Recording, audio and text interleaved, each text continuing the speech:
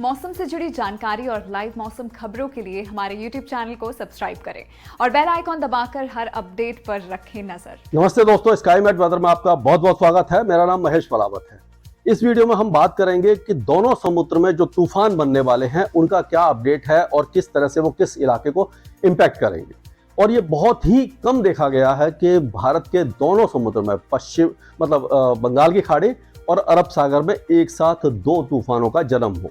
और ये जो वेदर है आप देखेंगे ऑलरेडी डिप्रेशन बन गया है अरब सागर में, और दूसरा डिप्रेशन बहुत जल्दी बनेगा जो बंगाल की खाड़ी में बनेगा। पहले मैंने बना दिया, वैसे वेलमार्क लो प्रेशर एरिया है, बहुत जल्दी ये डिप्रेशन में तब्दील हो जाएगा। तो आप देख सकते हैं कि दो जगह पर ये एक ही लैटिट्यूड, ऑलमोस्ट एक ही लैटिट्यूड के आसपास मिलते जुलते इलाके में दो डिप्रेशन बन चुके हैं। एक तो बन चुका है, दूसरा बनने वाला है। और ये बहुत जल्दी ये जो डिप्रेशन अरब सागर का है ये और ज़्यादा इंटेंसिफाई होगा, क्योंकि सी सरफेस टेम्परेचर जो यानी कि जो क्या कहते हैं कि जो समुद्री तूफान को ताकत देते हैं वो समुद्री सतह के तापमान होते हैं। समुद्री सतह के तापमान अभी 29 और 30 डिग्री के आसपास चल रहे हैं और 28-29 डिग्री के आसपास यहाँ पर भी चल रहे हैं बंगाल की खाड़ी में। 28 डिग्री से ऊपर अगर तापमान है तो वो फेवरेबल होता है और इसको ताकत देता है। लेकिन यहाँ पर जो वर्टिकल विंड शेयर है वो भी काफ़ी कम है, यानी कि आप कह सकते हैं कि 10 से 15 नॉट का है। जो 10 से 15 नॉट का वर्टिकल विंड शेयर काफ़ी अच्छा विंड शेयर माना जाता है। मतलब कि ये इसको कह सकते हैं कि ये इसको ताकत देता है, इसको रोकता नहीं है। अगर वर्टिकल विंड शेयर बढ़ जाता है यानी 25 से 30 नॉट हो जाता है तो ये जो इसका डेवलपमेंट है वो रुकना शुरू हो जाता है। लेकिन अभी ऐसा कुछ दिखाई नहीं दे रहा। ये अभी इनिशियली लग रहा है कि ये यमन की तरफ पहले लग रहा था, लेकिन ओमान की तरफ जाएगा। यमन नीचे है, ओमान ऊपर है। और GFS मॉडल और CMWF दोनों ही मॉडल इसको दिखा रहे हैं कि ये ओमान की तरफ जाएगा।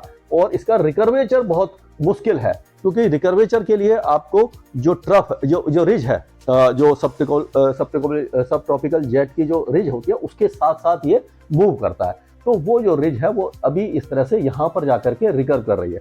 अगर उसको कहा जाए तो जो अगर अपर विंड है जो होती है कि 200 HPA की, तो इस तरह से यहाँ पर है रिज, या घड़ी की दिशा में घूम रही होती है। तो रिज जो है, रिज के साथ साथ अगर ये जाएगा तो यहाँ पर जाएगा, और अगर रिकर्व करता तो यहाँ होके करता। लेकिन यहाँ पर जाकर के क्योंकि जैसे ही लैंडफॉल करता है ये, तो उसके बाद इसको नमी मिलना बंद हो जाती है।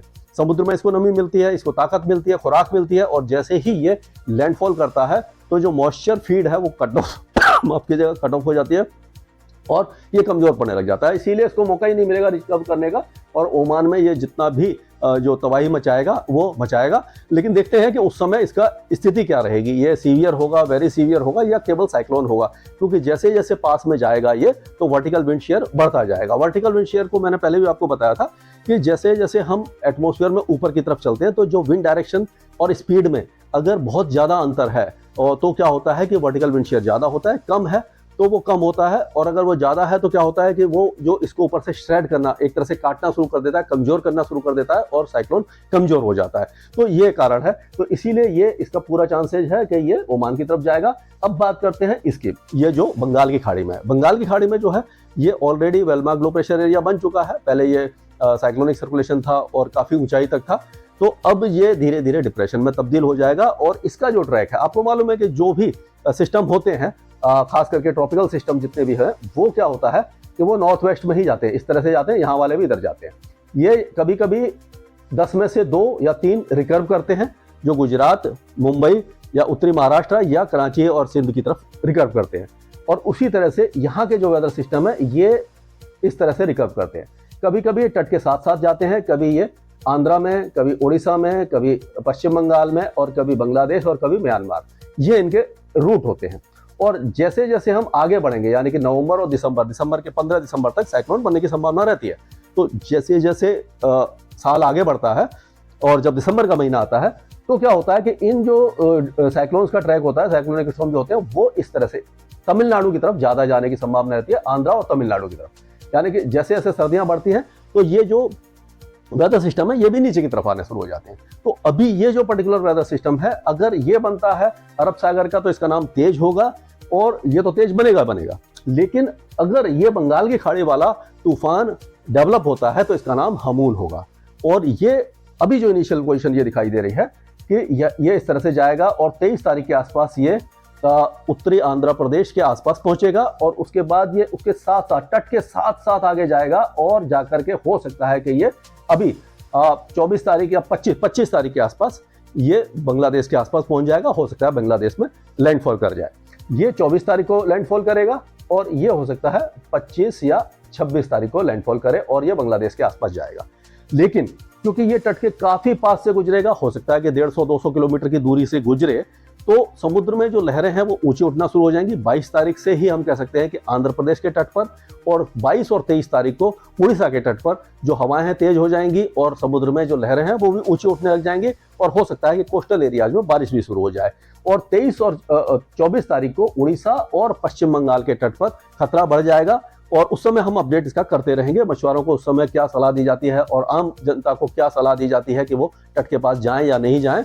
और मोस्ट प्रोबेबली इसका जो लैंडफॉल है वो भारत के किसी भी इलाके में दिखाई नहीं दे रहा। हो सकता है बांग्लादेश के आसपास जाए, लेकिन अभी क्योंकि काफी समय है इसमें, तो इस पे हम लगातार नजर रखे हुए हैं और इसके बारे में अपडेट करते रहेंगे। यानी कि दोनों ही जो साइक्लोन है उससे भारत को कोई खास खतरा दिखाई नहीं दे रहा। खास करके तेज की बात करें तो इससे बिल्कुल भी खतरा नहीं है। लेकिन कई हमारे भाई बहन पूछ रहे हैं, गुजरात वाले भी पूछ रहे हैं और मुंबई के आसपास वाले भी, कि जो साइक्लोन तेज है वो मुंबई में तो नहीं आ रहा, गुजरात में तो नहीं आ रहा। अभी फिलहाल ऐसा कोई भी खतरा नहीं है, आप बिल्कुल निश्चिंत रहें और किसी भी तरह का पैनिक ना पैनिक में ना आए, क्योंकि कई ब्लॉगर्स हैं जो इस तरह के वो अफवाह फैला रहे हैं। तो इसमें डरने की बात नहीं, क्योंकि क्या होता है कि अपने व्यू बढ़ाने के लिए लोग उल्टे सीधी बातें करते हैं, तो उस पर ध्यान मत दीजिए, अभी फिलहाल नहीं है। और अगर इस तरह का कोई भी रिकर्वेचर हमें दिखाई देगा तो हम स्काईमेट की तरफ से आपको पहले ही आगाह कर देंगे। तो ये तो बात हुई इन दोनों वेदर सिस्टम की। एक साइक्लोनिक सर्कुलेशन मिजोरम पर है, लेकिन इसमें बहुत ज्यादा मॉइस्चर फीड नहीं है, तो बहुत हल्की बारिश ही उत्तर पूर्वी भारत में हो रहेगी। अब बात करते हैं, एक वेस्टर्न डिस्टर्बेंस है, जो ट्रफ दिखाई दे रहा है जो पाकिस्तान के ऊपर है, तो ये इसका जो असर है, यानी ये वेस्टर्न डिस्टर्बेंस एक तरह से अगर हम इसको यहाँ पर लिखें, ये WD जो है ये इस तरह से आएगा, नॉर्थ वेस्ट इंडिया की तरफ आएगा।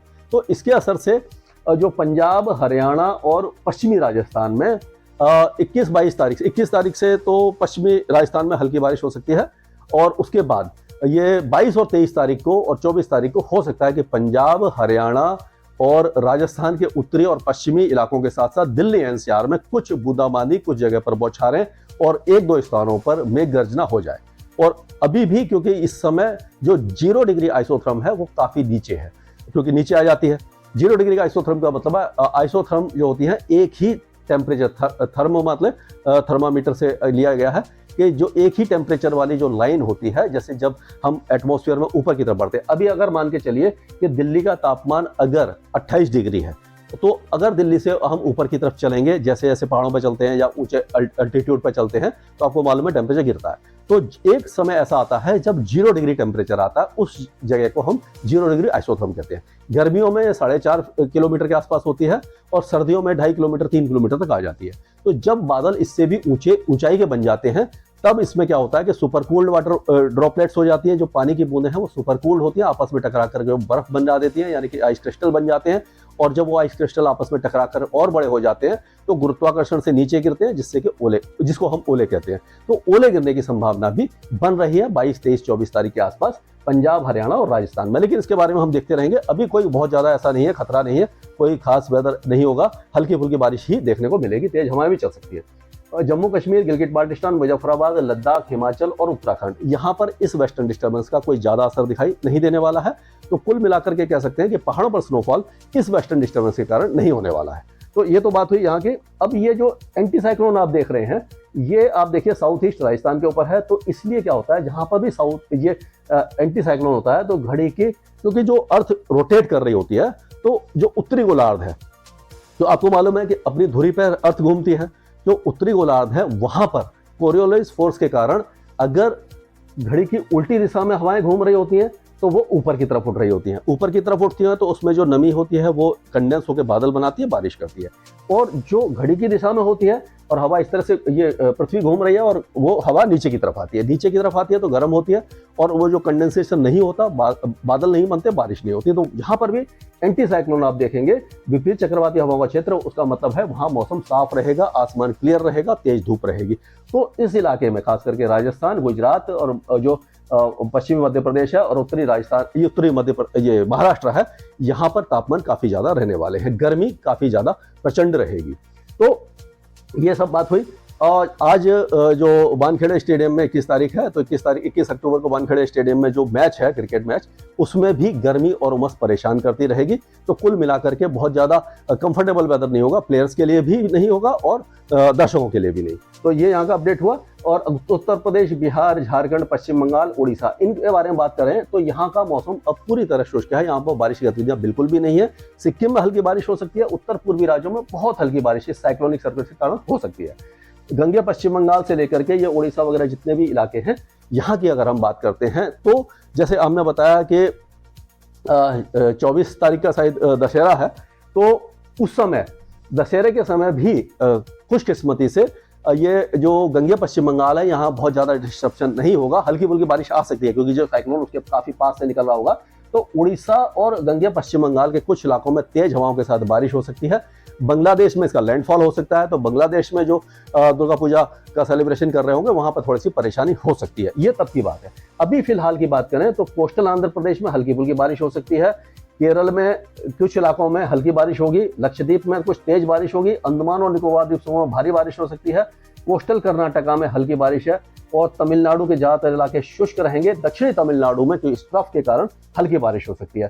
तेलंगाना और उत्तरी आंतरिक कर्नाटका में मौसम साफ रहेगा, जैसे कि धारवाड़ है, कोपल है, गड्डक है, ये सारे इलाके शुष्क रहेंगे। उसी तरह से तेलंगाना के ज्यादातर इलाके का मौसम साफ बना रहेगा। तो ये अभी तक का मौसम अपडेट था और इसके आगे जो भी अपडेट होगा या ये साइक्लोन तेज और साइक्लोन हमून के बारे में हम लगातार अपडेट आपको देते रहेंगे। स्काईमेट वेदर में अभी के लिए मौसम से जुड़ी जानकारी और लाइव मौसम खबरों के लिए हमारे YouTube चैनल को सब्सक्राइब करें और बेल आइकॉन दबाकर हर अपडेट पर रखें नजर।